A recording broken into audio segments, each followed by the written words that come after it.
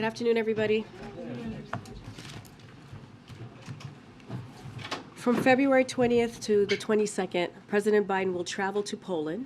He will meet with President Duda of Poland to discuss our bilateral cooperation, as well as our collective efforts to support Ukraine and bolster NATO's deterrence.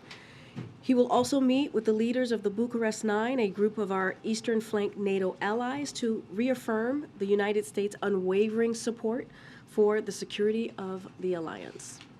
In addition, President Biden will deliver remarks ahead of the one-year anniversary of Russia's brutal and unprovoked invasion of Ukraine, addressing how the United States has rallied the world to support the people of Ukraine as they defend their freedom and democracy, and how we will continue to stand with the people of Ukraine for as long as it takes. With that, my colleague John Kirby from the NSC is going to come up and share some words and take some questions. Afternoon, everybody. Just a couple things here at the top. I think you know President Lula from Brazil is here today. We'll be meeting with the president soon. He's looking forward to that discussion. Brazil is a key partner of the United States in a region that is also a critically important region and an ally as we work together to address common challenges throughout the world, quite frankly, not just in this part of it. The president has personal experience working with President Lula from his time as vice president, and they met several times and have had multiple calls. Of course, as you know, we've already held a number of high-level engagements since President Lula's election. President Biden called President Lula shortly after he was elected to congratulate him and begin identifying areas where the two countries could work together. National Security Advisor Jake Sullivan traveled to Brazil for meetings with then-President-elect Lula and members of his incoming administration. And Secretary of the Interior Deb Haaland led a presidential delegation to Brazil for the inauguration. And of course, following the January 8 attack on Brazil's democracy, President Biden was quick to call President Lula to convey the United States' unwavering support for democracy in Brazil. The two have had, or they will have, a packed agenda here today, discussing issues that are important to both of them, and as I said, to the region and to the world.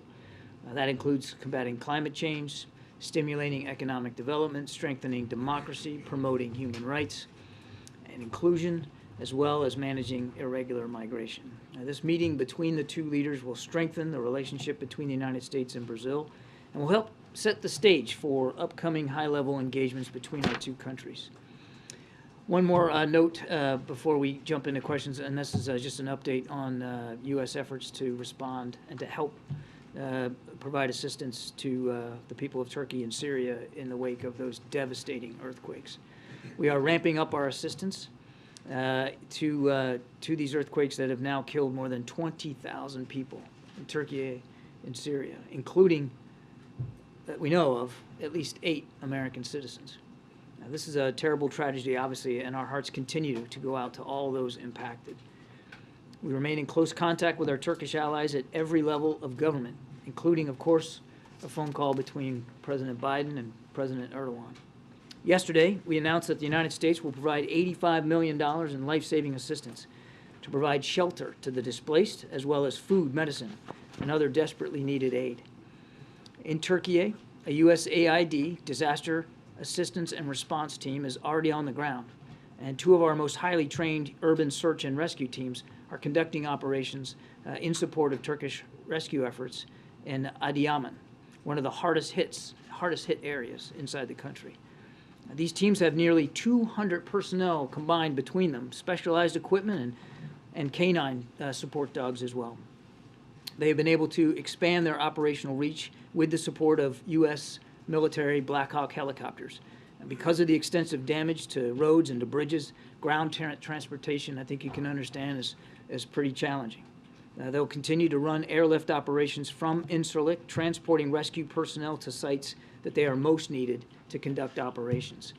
The DART teams, as we call them, are also conducting structural damage assessments of many buildings and infrastructure. To date, they have been able to cover more than 630 sites across Adıyaman. In Syria, our humanitarian partners continue to urgently scale up response efforts to reach people in need. That work will include, or has included, chartered flights that are transporting essential medical supplies and teams distributing hot meals and other food.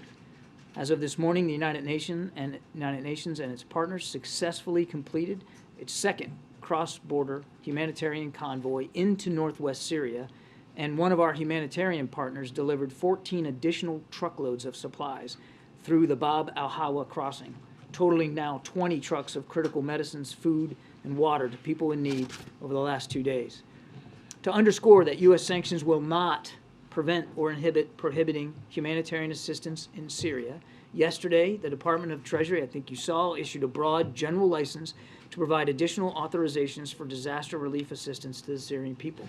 We already were able to deliver humanitarian assistance without this general license, but we wanted to underscore the importance of humanitarian aid getting in, and so the Treasury went ahead and issued this license as well. This license will be in effect for 6 months. U.S. humanitarian assistance is delivered directly to the Syrian people, no matter where they live. We are determined to do all that we can to help those affected by these earthquakes in the days, weeks, and months ahead, as required. Thank you. Thank you. So, Poland, why the president decided to go to Poland? What message he wants to deliver?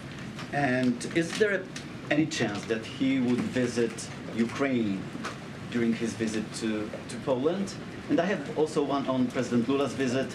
President Lula said he wanted to create a group of countries, including China and India, to mediate peace between Ukraine and Russia. Does the president support this effort? Is this the right time for opening negotiations? Yeah, well, there's a lot there. So look, on the trip, I don't have any other additional stops to speak to. Karine announced the purpose of the trip, and that's to go to Poland. And in Karine's opening statement, I think she answered your main question, which is what does he want to talk about? He wants to talk about the importance of the international community's resolve and unity in supporting Ukraine for now going on a year. Wouldn't it be great if the president didn't have to make a trip around a one-year anniversary of a war that never should have started? Sadly, that's where we are, and he wants to make sure that he's sending that strong message, not only of United States resolve, but the international community resolve. And to make clear to the Ukrainian people, most particularly, that the United States is going to continue to stand by them going forward. We know the next weeks and months are going to be difficult and critical, especially for their armed forces, and the United States is going to continue to stand by them. On your question about President Duda and his peace overtures or ideas, is that what? President Lula.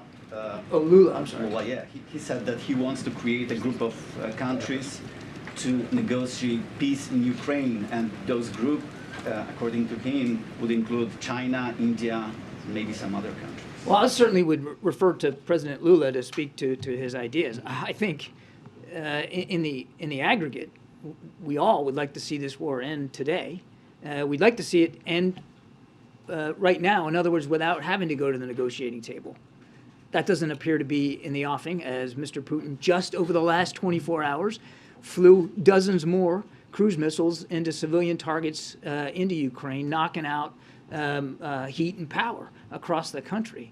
So absent that, we're going to have to stay at the task of supporting Ukraine so that they can succeed at the battlefield. So that if and when President Zelensky has determined it's time to negotiate and sit down at the table to solve this diplomatically, he can do it with the wind at his back. He can do it with the strength that he knows he's going to need in that negotiation. So it's really up to President Zelensky to determine if and when negotiations are appropriate, and certainly under what circumstances. As President Biden has said countless times, nothing about Ukraine without Ukraine. On the trip to Poland, can we expect the president to make any kind of formal announcement as it pertains to maybe additional security aid? Or will it mostly be sort of a symbolic show of support, as you were talking about, to the Ukrainian people, the U.S.-Polish alliance? I won't get ahead of the president's remarks. Certainly I'm not going to do that. Again, the president will make it very clear that the United States will continue to stand with Ukraine for as long as it takes. He will continue to call for the kind of international unity that we've seen, not just across NATO, but across the world, or not just across Europe. And I think he will certainly make clear that additional security assistance, additional financial assistance, additional help for Ukraine will be coming from the United States. But I won't get ahead of anything specific. And I had a quick follow-up on the Chinese spy balloon. This idea that President Xi Jinping may not have been aware of the order to send this balloon over U.S. soil, what would that tell you if that were true about his grip on his own government? Is it, is it possible that it suggests a kind of power breakdown? Is it surprising to the U.S.? We certainly can't confirm these reports about President Xi's personal knowledge of that, and I would refer you to the PRC to speak to their own leadership issues and information sharing. What matters to us is that this was a violation of our sovereign airspace, and clearly with intent. Now, whose intent? I don't think we have a perfect picture of that right now. Clearly, without question, the intent of the PRC, because we know that this balloon belonged to them.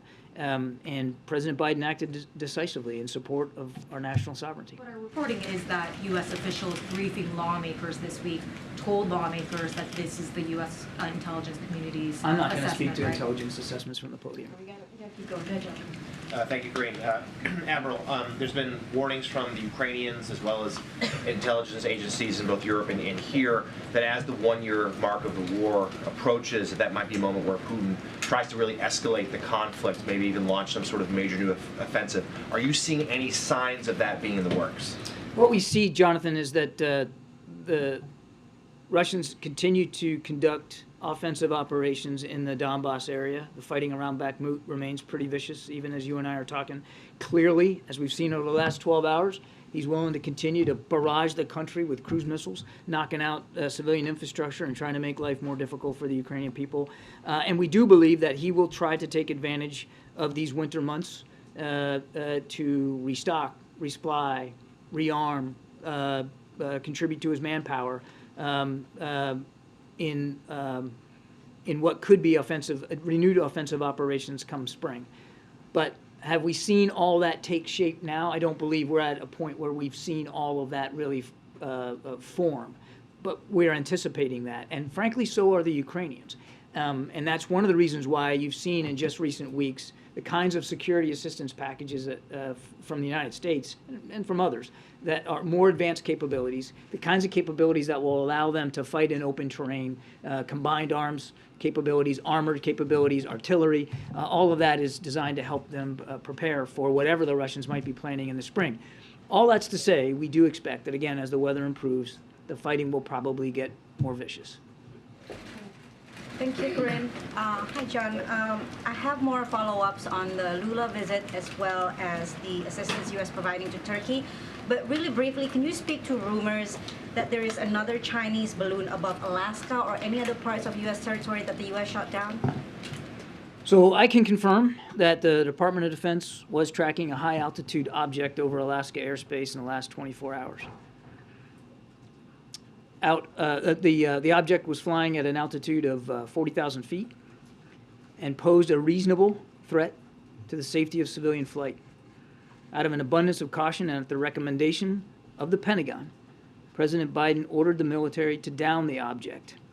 And they did, and it came inside our territorial waters.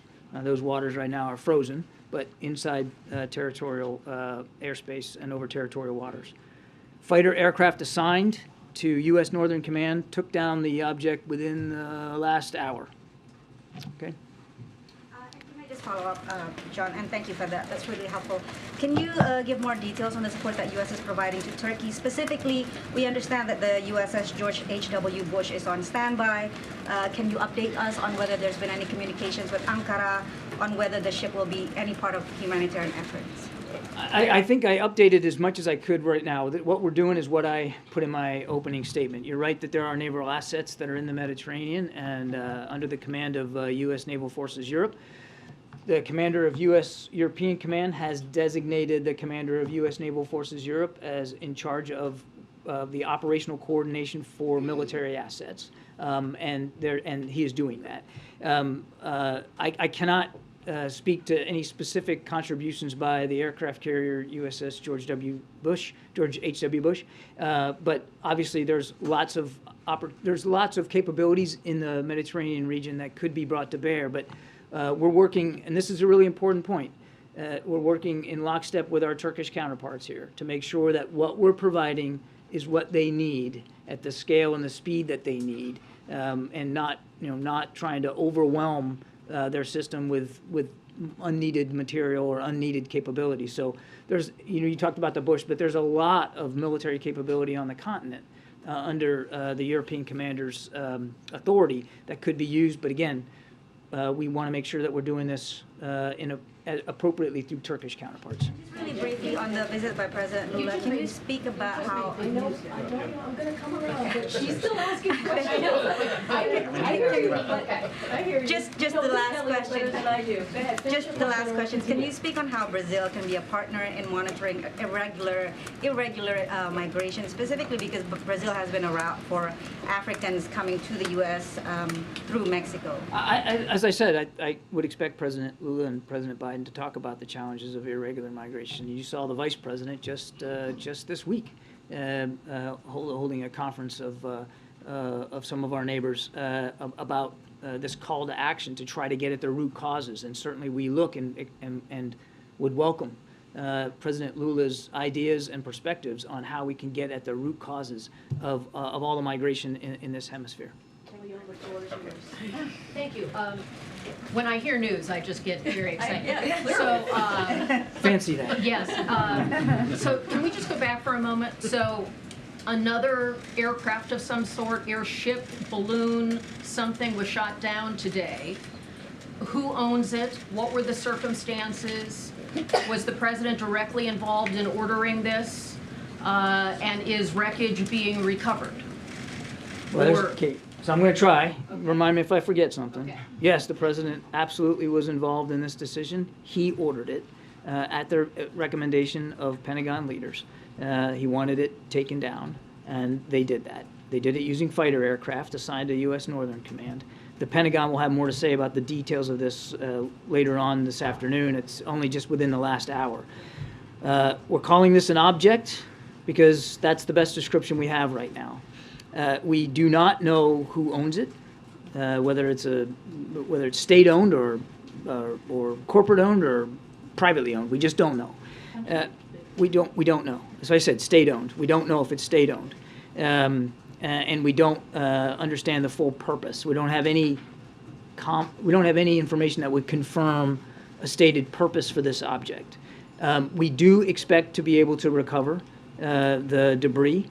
Since it fell not only within our territorial space, but on what we believe is frozen water, so a recovery effort will be made, and we're hopeful that it'll be successful, and then we can learn a little bit more about it. Was its appearance like the Chinese aircraft? No, it was much smaller than the spy balloon that we took down last Saturday. The way it was described to me was roughly the size of a small car, as opposed to a payload that was like 2 or 3 buses size, right? So much smaller, and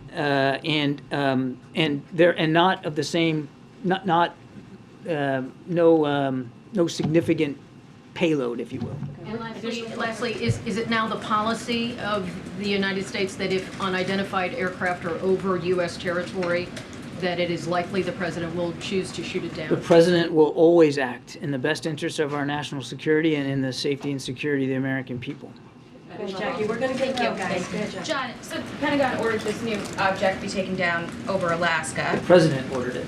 The president ordered it. So is it a fair takeaway then that the Pentagon regrets not taking down the first balloon before it crossed the entire U.S.? Well, I'm not going to speak for the Pentagon. I can tell you that the president doesn't regret the way that we handled the first balloon. That time first of all, apples and oranges here in terms of size. As I said, this was size of a small car, and it was over a very sparsely populated area, but also more critically it was over water space when we ordered this down, as we did the last one, but a completely different size. The debris field for this we expect to be much smaller than would have been for the other one.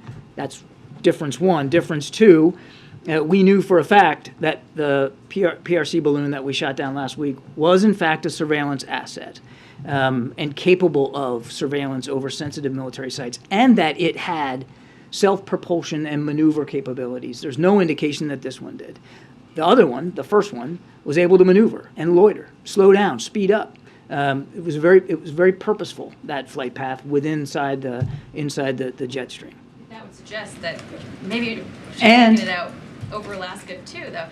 Look, the Pentagon's already spoken to this question about whether or not they should have or could have shot it down over Alaska airspace. I would refer you to, there was 2 hours and hours of testimony yesterday on that.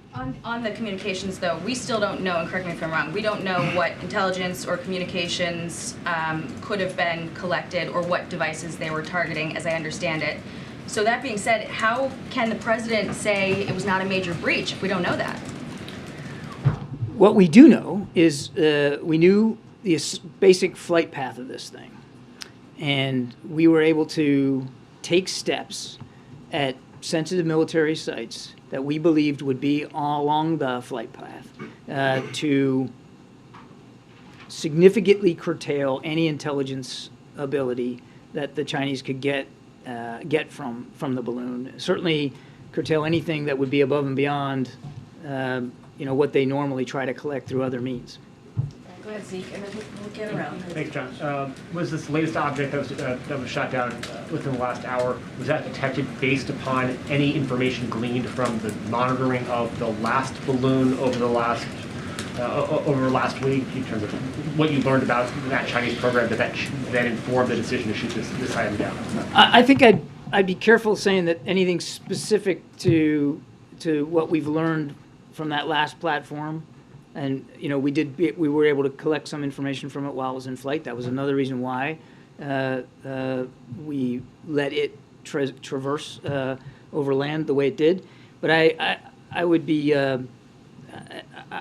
not say that information gleaned from our surveillance of that surveillance balloon provided insights that permitted this detection and track. And as of this moment, are you convinced that you shot down, do you know what you shot down, that it wasn't just, a harmless weather balloon? That there was some motivation flying this over U.S. airspace, or is it truly? I think we're going to try to learn more. I can tell you it was an object. It was at 40,000 feet, and the predominant concern by the president was a safety of flight issue at that altitude. Remember the one that we shot down last Saturday? It was at 65,000+ feet. So no threat to civilian aircraft. This one at 40,000 feet could have posed a threat to civilian aircraft, and it did not appear to have the maneuverable capability that the other one did. So, virtually at the whim of the wind. Thank you, Karine. So thank you, Kirby. So to follow up on what you just said about civilian aircraft, is that what you meant initially when you said there was a reasonable threat to shoot it down? Yes, my exact words were reasonable threat to the safety of civilian flight. Okay, and given what you said earlier about intent with regard to the Chinese spy balloon, does the U.S. give any credence to the Chinese argument that the balloon accidentally veered off course and ended up where it did? You're talking about the one from last week? Yeah. Say that again? Or is it? Does the U.S. give any credence to the Chinese argument that this thing accidentally veered off course and ended up where it did? No. So, was it targeting specific places? Was it targeting military sites? What we know is that the flight path it executed took it over sensitive military sites. What we also know is that it could maneuver, that it had propulsion capability and steerage capability, and could slow down, speed up, and that it was on a path to transit over sensitive military sites. Thank you. Thanks, Admiral Kirby. On the latest object, you said it did not appear to have the maneuverability capabilities that the Chinese spy balloon have. Did it have any maneuverability, or was it flying on its own? At this time, all I can tell you is it did not appear to have the ability to independently maneuver. We'll attempt recovery, and we'll see what we can learn more from. And then just one more on the Chinese spy balloon. We're reporting that the U.S. is about to impose export controls on Chinese companies that are believed to have been involved in that balloon surveillance program. Can you confirm that and say when the administration might impose those export controls? I'm not in a position to confirm those reports right now, and I'd refer you to the Department of Treasury. Thank you, Admiral. I believe you said this was shot down, or at least it landed in the waters or the frozen waters off the coast of Alaska, correct? That is our initial assessment. So is the policy still, considering the first one was shot down off the East Coast and this high altitude object was shot down off the West Coast, is the policy at this point in time you could shoot it down if it's over a body of water? I wouldn't derive from these two incidents some sort of policy that comes out of it. The president will always act in the best interest of the American people and in our national security. Last week, we were talking about a surveillance asset that was purposely flown over the continental United States. In the case today, we're talking about an object. Again, we don't know a lot about it, but that at its altitude represented a potential threat to the safety of flying customers, civil air traffic. Based on your broad and deep experience, who do you think might own or have flown this thing in the air? I have no idea. Good, Mary. You know, you don't know who owns it, who's flown it, but has anyone from the administration reached out to the Chinese to see whether they will claim this new object? I know of no outreach this afternoon to the Chinese government about this. The State Department over the weekend, or last few days, I'm losing track of days, but since the first spy balloon, confirmed that they think that these Chinese spy balloons have gone over 40 countries. Considering that fact and this new development today, what's next on a larger diplomatic front? The U.S. talking with allies about how to police the skies, about how to bring this to the UN to figure out what to do? We are talking to dozens of nations who we know have been overflown by Chinese surveillance balloons, part of this program that the Chinese have invested in, to share with them the context and information that we've learned by the forensics we've done since we came in office about this particular program. And I would remind you that we briefed Congress in a classified setting back in August about this. This is not something we haven't been trying to learn more about. We've been aware of it and trying to glean more information from it. And this, we expect that the recovery of the debris from the balloon we shot down on last Saturday, will help us gain even more information. But we are in the active conversations with many of these countries who we know have been overflown. Yeah, where specifically in Alaska was the high altitude object shot down? So the Pentagon will be talking more about this a little bit later. They'll probably have more detail for you. But the general area would be just off the very, very northeastern part of Alaska, right near the Alaska-Canada border. So near the Arctic Ocean? Well, yeah. In fact, that's where it went down on that northern side of Alaska, near the Canadian border, on water that is frozen in the yes. It was in the never Arctic. over land. It was No, never it was. over Alaska. It was. Okay. Yeah. And it was shot down within the last hour. When did you said when did the U.S. first get intelligence that it existed? The knowledge about the balloon and the track first came to our attention last evening. Okay. What time thereabouts? I don't have an exact time on the clock for you. It was last evening. Well, have you ruled out, or not ruled out, but you have not determined that it was surveillance in nature, correct? We haven't ruled anything in or out. And that's why we're calling this thing an object. You just called it a balloon. You misspoke there. I'm sorry. It's not a, yes, I'm sorry. You guys have... You can't say it's a balloon either. You guys have me with balloon on the brain right now. This was an object Let me just clarify, I'm not classifying it as a balloon right now. It's an object. We're still trying to learn more from it. That it landed on water that is frozen could help us assist, make it easier for us to try to recover some of the debris. U.S. Northern Command is examining what the possibilities for that are. Finally, you said you have no knowledge of any outreach to the Chinese yet from the administration. Are there plans to reach out and ask whether they... I know of no plans to reach out to the Chinese specifically on this. I want to stress again, we don't know what entity owns this object. There's no indication that it's from a nation or an institution or an individual. We just don't know. It's a foreign entity, that's right. We don't know who owns this object. Thank you. Thanks. Are you tracking any other similar objects right now at this time? I'm not aware of any other tracks. And then also, I know that you said that this was due to a civilian aircraft threat, but why not wait till it's over warmer water where you could more easily recover It wasn't heading over warmer water. It was heading over the Arctic. It's not very warm. Thank you, Karine, and thank you, Admiral. One question on today's incident and then one on a separate subject, if I may. Given how little was known about this object at the time that our forces shot it down, is it safe to say that when the President ordered that it be shot down, he did not know whether it was a manned or unmanned object? We were able to get some fighter aircraft up and around it before the order to shoot it down, and the pilot's assessment was that this was not manned. On a different subject, after the State of the Union address, minutes after he finished delivering the State of the Union address, President Biden encountered in the halls of the Capitol Brittany Alconis, the wife of your Navy comrade Ridge Alconis, who, as you know, remains imprisoned in Japan. And the President told Mrs. Alconis, "We're going to get this done."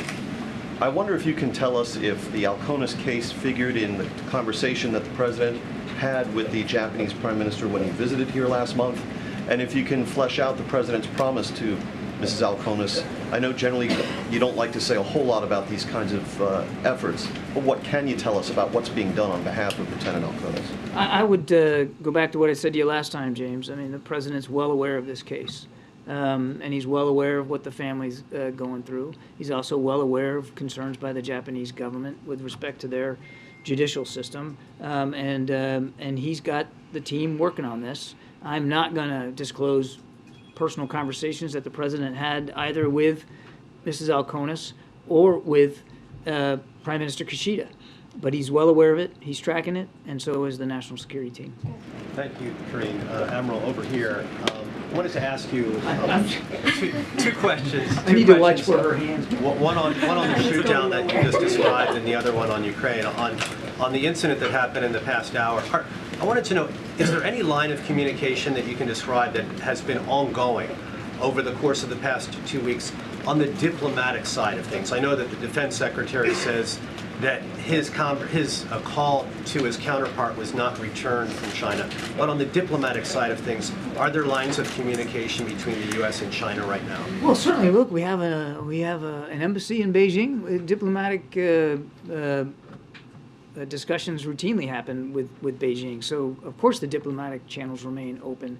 Sadly, the military ones do not appear to be open right now. Secretary Austin made a good faith effort to reach out to his counterpart and was rebuffed. And that's unfortunate, particularly when at times like this you want to keep as open as you can the lines of communication, and the President's committed to that. And then on Ukraine, President Zelensky was in the UK earlier this week, and he received a promise from the UK government that the UK would train Ukrainian pilots on NATO standard jet fighters. Can you tell me if you think that's a good idea? Is that something that the U.S. is considering in terms of training Ukrainian pilots on NATO aircraft as well? Well, if they're going to get Western aircraft, then they're going to need to be trained on them. Does that mean that will happen? They'll get Western aircraft?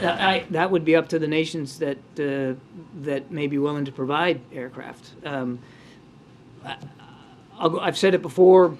Probably tired of me hearing me say it, but these are all sovereign decisions, And if a NATO nation or even a non-NATO nation wants to provide capabilities like fighter aircraft to Ukraine, that's certainly their decision to make. And one would assume that if you're going to introduce a system into a military that they have no experience with, that there's going to have to be some training that goes along with that. We're doing it right now. Fort Sill, Oklahoma, we've got Ukrainian soldiers learning how to use a Patriot battery. Outside of Ukraine, we're helping train them on combined arms maneuver. So it's not unusual to do that if an advanced capability is provided, but that's going to be a national decision. Thank you, Admiral.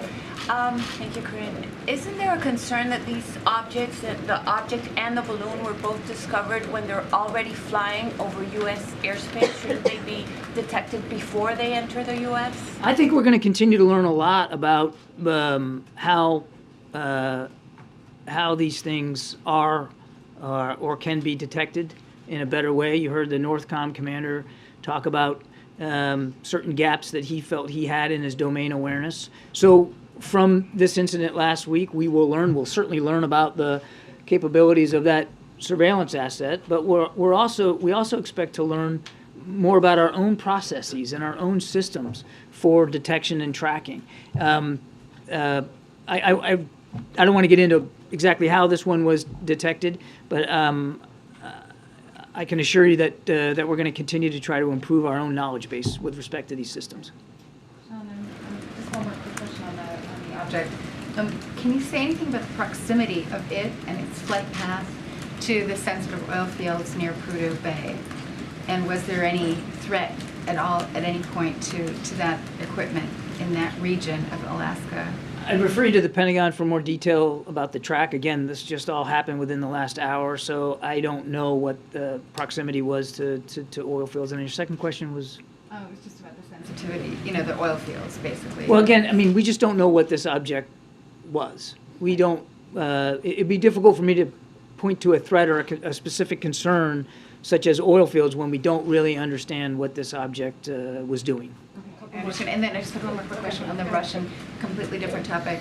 The Russians have said they're going to cut oil output now. What is the U.S. response to that? And will you reach out to OPEC to ask them to sort of compensate the difference so that the price of oil doesn't escalate at a time when you're just starting to see inflation? Once again, Mr. Putin's willing to weaponize energy. This move, if it proves to be true, it doesn't come as a big surprise as a reaction to the price cap, and it just shows you the lengths to which he's willing to use resources like energy as a weapon. What the United States will do, have done, continue to do, is work with allies and partners to make sure we can better balance supply and demand and try to meet that need. It's important.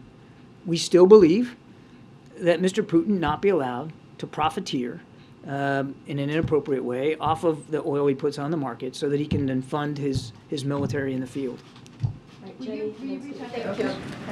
I don't have any diplomatic outreach to speak to today. We're going to continue to talk to allies and partners. Certainly OPEC falls in that category, but I don't have any specific conversations to talk about. Thank you, Karine. Thank you, John. I have two questions. China is claiming ownership of the balloon, and China said that they will take legal actions. Will you send the balloon back to the China? There are no plans to send the debris that we are recovering back to China. We're going to pull it up off the bottom of the ocean, and we're going to learn more about this capability. Second question, Iran is building a drone factory in Russia, and North Korea is receiving military drones from Russia. How do you view armed cooperation between North Korea, Iran, and Russia? I can't confirm those specific reports, Jenny, but I was up here not long ago talking about the burgeoning defense relationship between Iran and Russia, which is not only not good for the people of Ukraine, it's not good for the people of the Middle East, because it'll flow both ways, and Russian capabilities could very well end up in Iranian hands. And I would say the same about North Korea. We know, I got up here and showed you pictures, we know that they're providing ammunition to Russia, artillery ammunition specifically. And again, that's not only not good for the people of Ukraine, it's not good for the Korean Peninsula and the region there, that Russia and North Korea could be, again, developing a deeper defense relationship. Thanks, John. Just a few more on the you said it was discovered last night. Was it flying consistently at an altitude of roughly 40,000 feet that entire time? Roughly, yes. Were there any, given that, were there any sightings that you're aware of by airmen, civilian No, aircraft sir. operators? No. No, sir. And can you, just to nail it down, can you tell us when the president gave the order to shoot it down? Gave the order to shoot it down this morning. Again, just keep following up on the same topic. The speed with which you guys, with which the president apparently decided to shoot it down, having just discovered the first intelligence of it last night, and by the morning he's saying shoot it down. Was there something specific, more specific about the threat than just generally being in the airspace at which, the height at which? The predominant reason driving the president's decision was the safety of flight issue. No, I understand it was, but there had, I mean, that's a really big area up there. It's not all that many planes. It's not like it was in the middle of the Northeast corridor or something. Is there no way in which you guys could have said, hey, airplanes, like, steer clear of this area until we know better what this thing is, because we're, I mean, in other words, was there some reason why? The president wasn't willing to take that kind of a risk in time, because this thing did not appear to be self-maneuvering, and therefore at the mercy of prevailing winds. It was much less predictable, and so the president just wasn't willing to take that risk. Thank you. You mentioned that there were fighter aircraft who were able to determine that it likely was not manned. Were those fighter aircraft able to determine anything else about it from up close that they wouldn't be able to find out otherwise? They worked really hard to try to get as much information as they could about this object. Given its size, which was much smaller, and the capabilities on the fighter aircraft themselves, the speed at which they were flying, it was difficult for the pilots to glean a whole lot of information, not like we were able to glean off the balloon, not the other balloon, the balloon. Thank you, Michael. Because we also had, several days to track that. So there was a limit to how much they could divine. Also, it was detected at night, and so the first engagement by fighter aircraft late last night was, again, difficult for them. It was a small object, and these are fighter aircraft flying at pretty high speed, and the ability to glean a lot of information was limited, which is why they did another flight earlier this morning to see if we could get more. I mean, they did the best they could, but again, the speed and the conditions up there, as well as the size of the object, made it a little bit more difficult. Just to confirm, there was a flight last night to do some surveillance. Yes. Yeah, that's right. There was at least two that I know of. Again, the Pentagon will probably have more detail, but at least two. There was last night, a couple of fighter aircraft surveilled it, tried to glean as much information as we could about what it was, so we had a sense. And then another such flight today, and of course that flight ended up, in a shoot down. Sorry, just one more question. Running out of time. From the White House podium, do you have a message for whoever is responsible for this aircraft, or anyone who may have similar aircraft, about what the White House response? I'd rather than sending some sort of message in that way, I would just tell you that we're going to remain vigilant about our airspace. We're going to remain vigilant about the skies over the United States. And as I said earlier, the president takes his obligations to protect our national security interests and and the safety and security of the American people is paramount.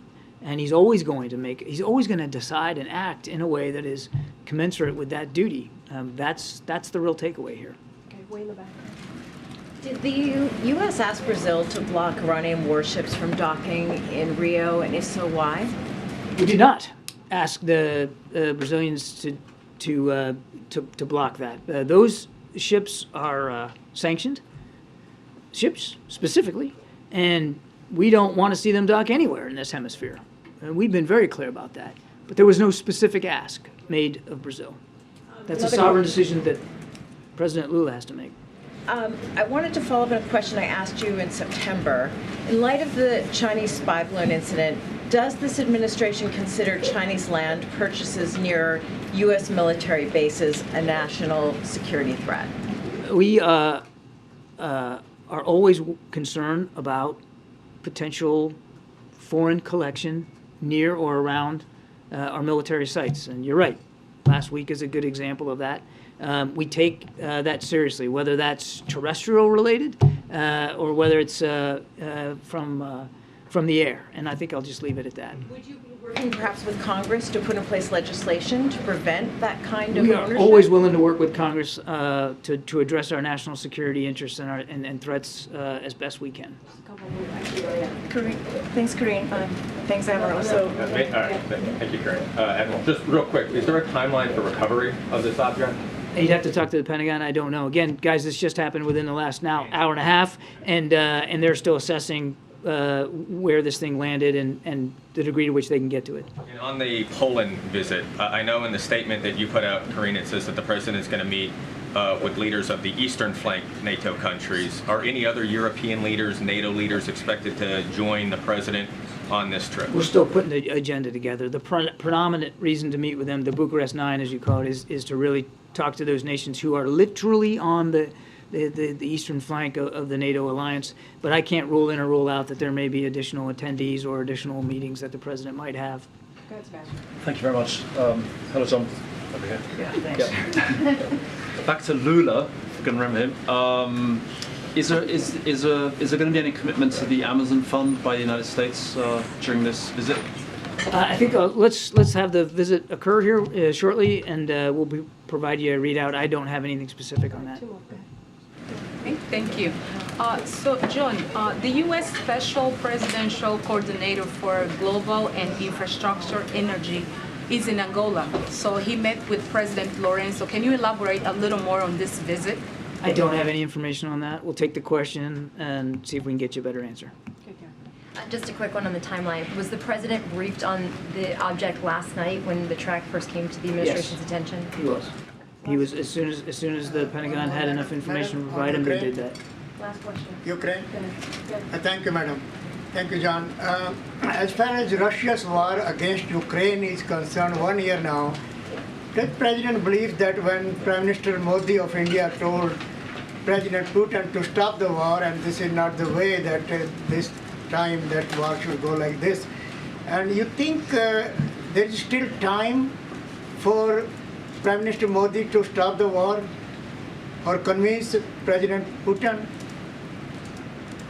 I think there's still time for Mr. Putin to stop the war.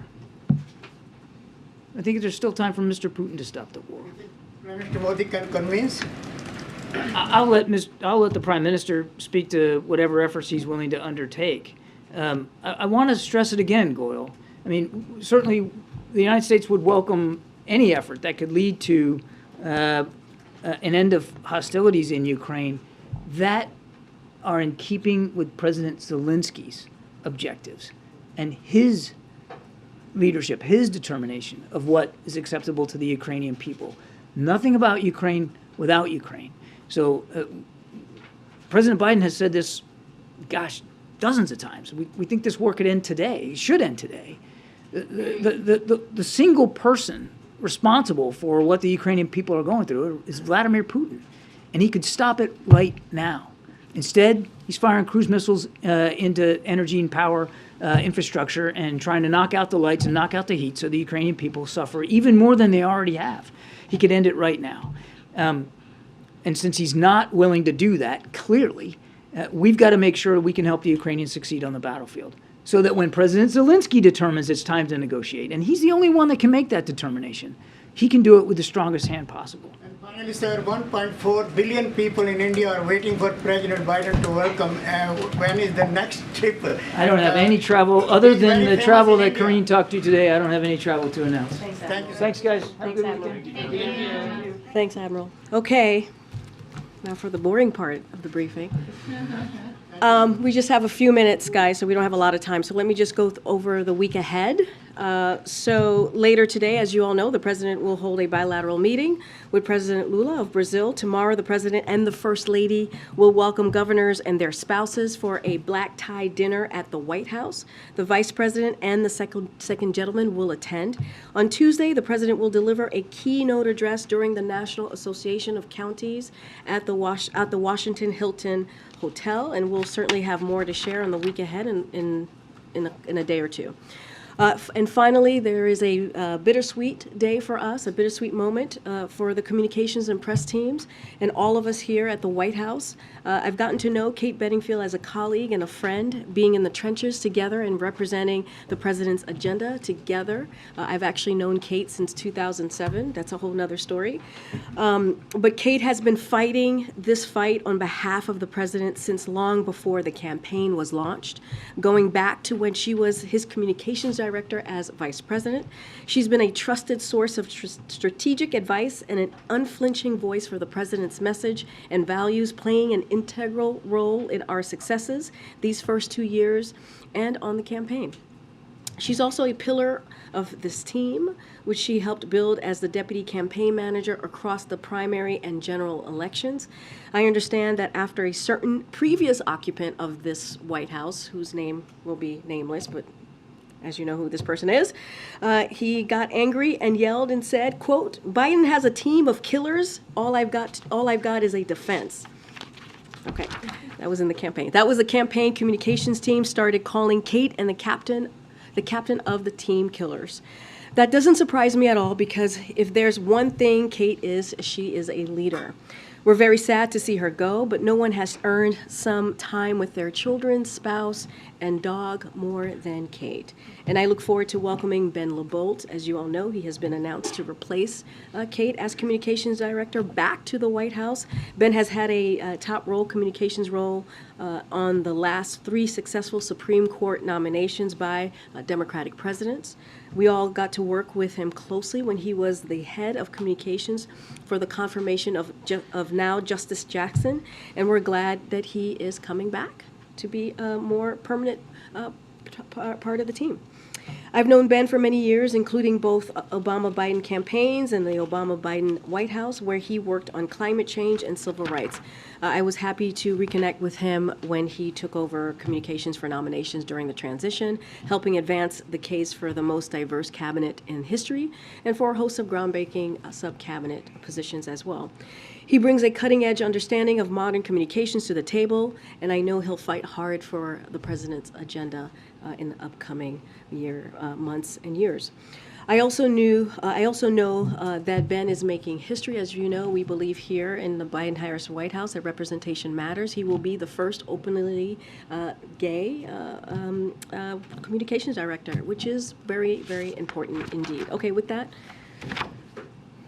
Zeke. Could you just, the latest on the president's trip to Poland didn't say where he would be going in Poland. Can you let us know cities? We will have more to share as we get closer to the day. We just wanted to make sure that you all had the information that he will be traveling during the dates that I laid out, the February 20th to the 22nd, and we'll certainly have more to share.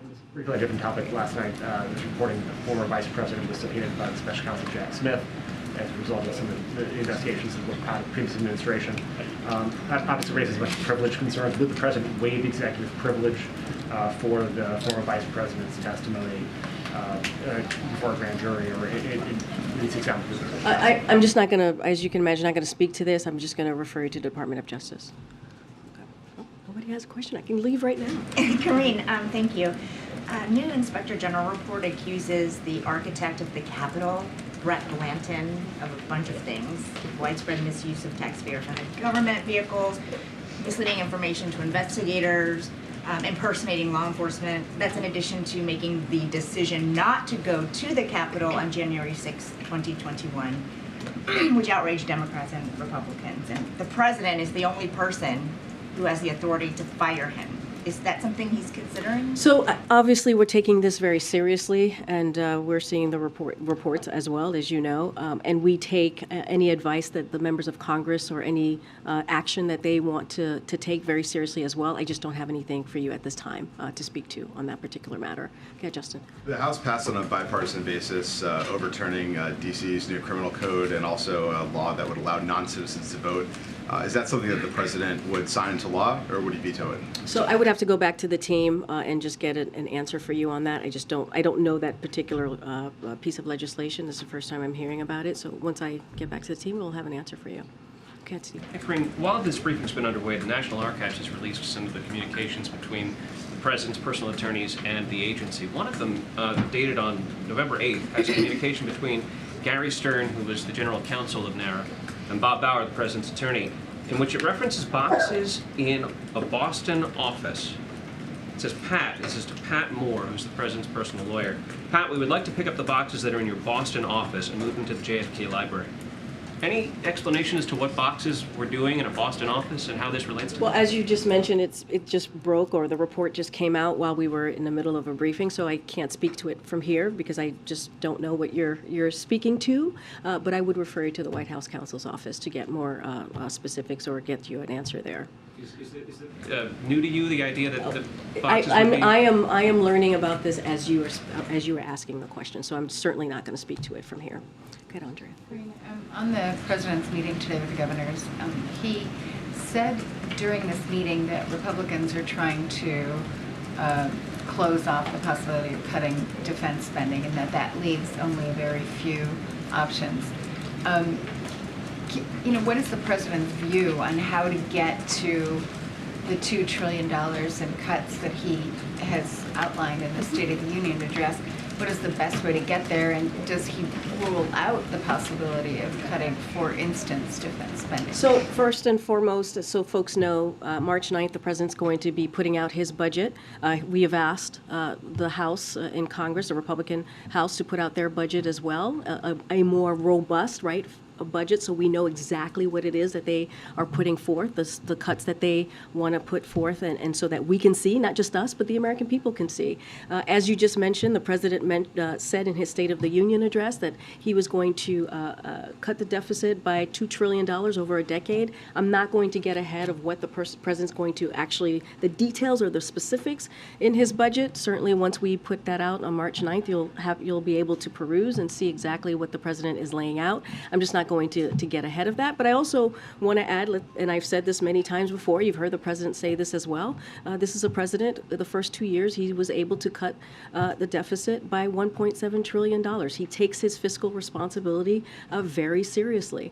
And he is going to continue to find ways to build an economy that doesn't leave anybody behind, but also is fiscally responsible, as I just mentioned. Go ahead. He also said that he did not believe that Republicans would ultimately make good their threat on to hold the debt ceiling extension or expansion hostage.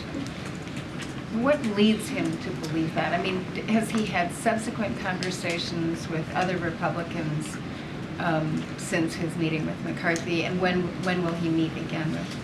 So I don't have any conversations or meetings to preview for you at this time. As you know, the meeting that he had with Speaker McCarthy not too long ago was respectful. It was productive. You saw us put a readout, and you heard from the Speaker himself when he was out at the Sticks after the meeting. Look, it's pretty simple and it's pretty straightforward. We believe that Congress has a constitutional duty to get this done, to lift the debt ceiling. We've been saying that, and they should do it without conditions. That hasn't changed. They did it 3 times with the last president. You've heard me say the number 78 many times in this briefing room. That's how many times that they have been able to get this done since 1960. That doesn't change. It should be done in a bipartisan way, and the president it will continue to call for that. And that's what they've done it before, and that's what he believes they should be doing it again. He just sounded more optimistic today, and I'm wondering why. Oh, this is a president who's always optimistic. This is a president who believes in optimism. As you know, he says it many times when he speaks in front of the American people, and so that is not surprising. You've heard me say that about him in describing even his speech for the State of the Union, that you would hear some optimism. So, of course, he's going to be optimistic about it. Go ahead. Particularly given Lula's visit here this afternoon, is there any kind of update on the possibility of expelling Bolsonaro from the U.S.? Does the president personally believe that he should be allowed to remain here? As I've said before, we had not received any type of request in that vein. I'm not going to get ahead of a meeting that's going to happen very, very shortly. You guys are all have to leave to. For the pool spray that's going to happen in the Oval Office, so I'm not going to get ahead. President Lula is going to go to the sticks right after the bilat, I believe, and take many questions from many of you. So I'm certainly not going to get ahead of what's going to come up in that meeting or what the agenda might be. I think the Admiral did a good job laying out our expectations, but I will let President Lula speak to that. His meeting with the governors today, do you know whether and how much the issue of COVID and the expiration of the public health emergency order, how much that came up, whether the governors feel confident that the states are ready for that to happen? So I can't speak to that. I haven't downloaded with what came up in that meeting, but what I can say is the president very much looked forward to talking to the governors. He's going to continue the conversation and continue to see them between today and tomorrow. And they've been great partners with us with all of the different historical pieces of legislation that we have been able to get done, and also that they're seeing the effects of in their own state. Okay, I'll see you guys on Monday. Thank you, everybody. Thank you.